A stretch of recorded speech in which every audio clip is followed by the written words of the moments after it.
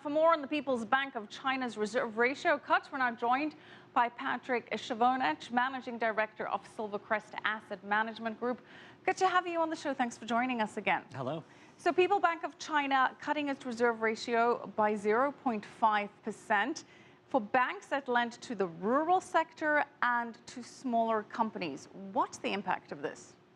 Well, they've been trying to figure out a way to boost the things that they want to boost in the economy without boosting the things that they don't want to, overinvestment in particular. And they haven't really found a magic solution to that. I don't think this is going to be a magic solution to it either. I mean, if you lower the reserve requirement for rural banks, they make a loan, somebody establishes a deposit at ICBC, for instance, that means that ICBC can lend more. So my concern here is that this is really backtracking on the efforts to rein in credit creation in China, and it is going to fuel more investment, more overinvestment that's really been the problem in China. So is that why you think the People's Bank of China stopped short of a broader reserve ratio cut? Yeah, I think they've been resisting loosening monetary policy for some time, but they're under a lot of pressure because at the National People's Congress, they also set out the target of 7.5% GDP growth. And my concern at the time was that that was going to be a stumbling block to actually implementing a lot of the reforms that were envisioned, including the effort to rein in credit.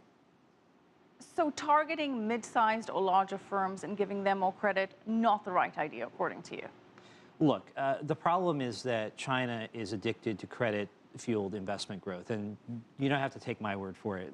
Premier Li Keqiang has said as much in numerous speeches, and he said credit-fueled stimulus is not really the way forward for the Chinese economy. It needs to be reformed. But we are seeing a slowdown in both domestic demand and overall GDP. So what is the formula?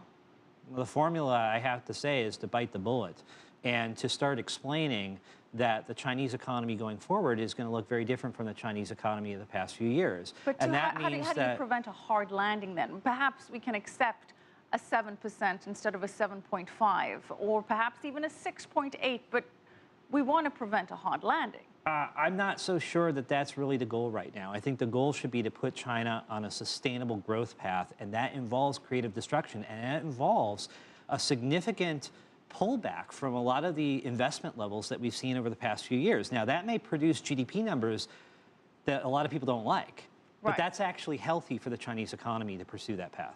Well, as you mentioned, the government does want to avoid an overstimulus. At the same time, the economy could use a boost, and they've done that through things like railway spending and encouraging infrastructure projects on a local government level. Is the solution perhaps a continuation of a stimulus through those means? Well, you know, there are some investments that need to take place in China, but I think that, once again, they're trying to dodge the inevitable. They want a correction without actually having a correction in the economy, and that's true of the property sector as well. You know, they want prices to be affordable, but they don't want them to drop for any investors to lose their money. And this is the dilemma. You know, when you set out a target of 7.5% GDP growth or even 6% GDP growth, you need to shore it up, and the easiest way to shore it up is through the growth model that you've got.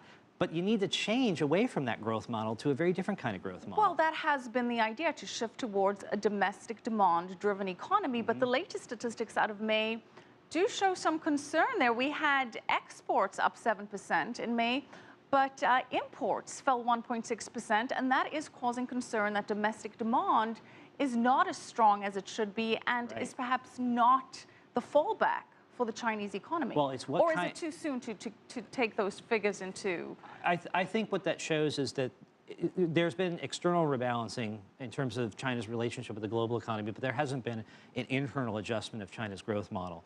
And so there's still, you know, it's hard to read some of these export numbers simply because there was a lot of distortions in the previous year, and these are year-on-year figures, so it's actually very hard to judge what they mean.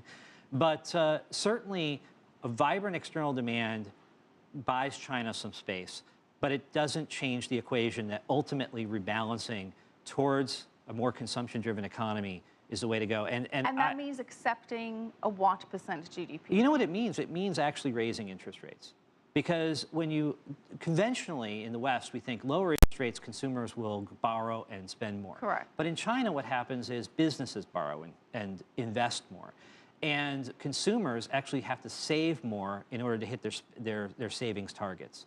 So artificially low interest rates in China is actually part of the problem. And actually raising interest rates to a more market-based level is part of the rebalancing that needs to take place. So I think they're going in the wrong direction here. But I understand the temptation that they're under a lot of pressure to try to shore up the growth figures. All right. Thank you for your insights so much. Patrick Chovanec, Managing Director at Silvercrest Asset Management Group.